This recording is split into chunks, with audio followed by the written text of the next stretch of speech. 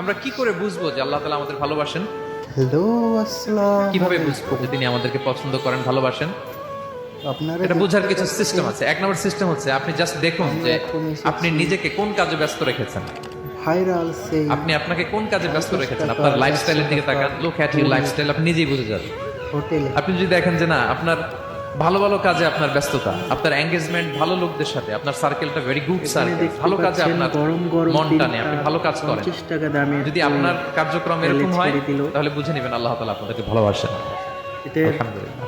লোকেশনটা আর যদি দেখেন না যত আকাম কুকাম আছে ওইটার সবার আগে আপনি, যেই কাজে আল্লাহর ক্রোধ আসে, আল্লাহ রাগ হয়ে যান, আবার যেই কাজ ইসলামে করার নিষেধ, যেটাতে তার অসন্তুষ্টি, ওই কাজে আপনার এঙ্গেজমেন্ট, ইনভলভমেন্ট, আপনার সার্কেল গুলো এরকম, তাহলে বুঝে নিবেন আল্লাহ ভালোবাসা, এই মহা সৌভাগ্য আপনার কপালে জোটে নাই। তাহলে এটা হচ্ছে একটা সিস্টেম। আল্লাহ আপনাকে ভালোবাসেন কিনা এভাবে বুঝবেন যে আপনি নিজেকে কোন কাজে ব্যস্ত রেখেছেন, একটু দেখুন, আপনি মিলাতে পারবেন। দুই নাম্বার পদ্ধতি হচ্ছে এটা বোঝার যে তিনি আমাকে ভালোবাসেন কিনা, সেটা হচ্ছে পৃথিবীবাসী আপনাকে ভালোবাসে কিনা এটা একটু দেখেন। একবার খেলে আরেকবার খাইতে চাই। এই পৃথিবীর ভালো মানুষগুলোর কাছে আপনার একটা গ্রহণযোগ্যতা আছে কিনা এটা দেখেন। এটা দেখলে আপনি বুঝতে পারবেন। সহিহ মুসলিমের একটা ছোট্ট হাদিস শেয়ার করি। রাসূল সাল্লাল্লাহু আলাইহি ওয়াসাল্লাম বলেছেন যে ইন্নাল্লাহা ইযা আহাব্বা আবদান দাআ জিবরিল ফাকালা ইন্নী উহিব্বু ফুলানান ফাহিব্বা। আল্লাহ তাআলা যখন কোনো বান্দাকে ভালোবাসে তখন তিনি জিবরাইলকে ডেকে বলেন, হে জিবরাইল, আমি আমার এই বান্দাকে ভালোবাসি, তুমিও তারে ভালোবাসো।